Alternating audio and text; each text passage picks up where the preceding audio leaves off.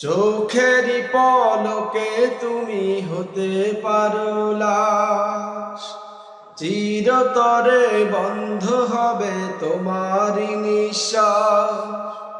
চোখেরই পলকে তুমি হতে পারো লাশ, চিরতরে বন্ধ হবে তোমারই নিঃশ্বাস। হবে আলাপ তোমারই নাম মসজিদের মাইকে,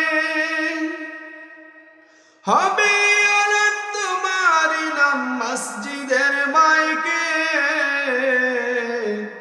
বাড়িওয়ালা নাই রে বাড়ি নাই রে দুনিয়াতে, বাড়িওয়ালা নাই রে বাড়ি নাই রে দুনিয়াতে। বাড়িওয়ালা নাই রে বাড়ি নাই রে দুনিয়াতে, বাড়িওয়ালা নাই রে বাড়ি নাই রে দুনিয়াতে। আসসালামু আলাইকুম রহমতুল্লাহি ওয়া বারাকাতুহু। যে সঙ্গীতটি আপনারা শুনছিলেন এটি মরমী সঙ্গীত। বেশ কয়েক বছর যাবৎ এই সঙ্গীতটি মানুষের হৃদয়ে নাড়া দিয়েছে।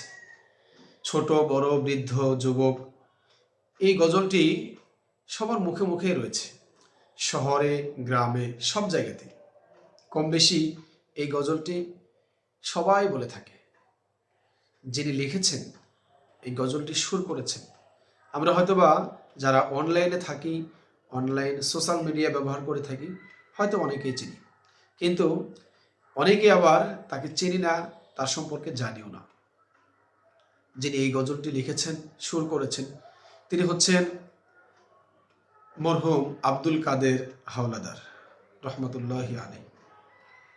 মরহুম বলছি এজন্য, আজ 20শে নভেম্বর 2024 যিনি আজ ইন্তেকাল করেছেন। ইন্না লিল্লাহি ওয়া ইন্না ইলাইহি রাজিউন। এই গজলটি আমি যখন শুনেছিলাম কিন্তু তখন তাকে দেখিনি, পরবর্তীতে এই মরহুম আব্দুল কাদের হাওলাদার সাহেবকে দেখেছি। যদিও আজ পর্যন্ত তার সাথে কখনোই সামনাসামনি সরাসরি দেখা হয় নাই, কিন্তু এই গজলটি শোনার পর থেকে তার প্রতি ভক্তি শ্রদ্ধা একটু আলাদা, একটু সম্মান মায়া লেগেছে। কিন্তু যখন আজ শুনতে পেলাম এই ব্যক্তিটি দুনিয়ার মোহমায়া ছেড়ে চলে গিয়েছেন, যে গজলটি তিনি লিখেছেন যে বাড়িওয়ালা নাই রে বাড়ি নাই রে দুনিয়াতে, আসলেই বাড়িওয়ালা দুনিয়া ছেড়ে বিদায় নিয়েছে। মসজিদের খাট মসজিদের পালকি কিন্তু তার বাড়িতেও এসেছে। যিনি এই গজলটি লিখেছেন তার নামের এলানও মাইকে হয়েছে।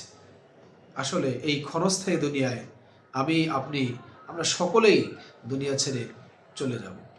এজন্য আসুন আমরা সকলেই কবরের জন্য প্রস্তুতি গ্রহণ করি এবং মরহুম আব্দুল কাদের হাওলাদার রহিমাহুল্লাহ ওনার জন্য দিল থেকে দোয়া করি, আল্লাহ রাব্বুল আলামিন যেন তাকে জান্নাতের উঁচু মাকাম দান করেন।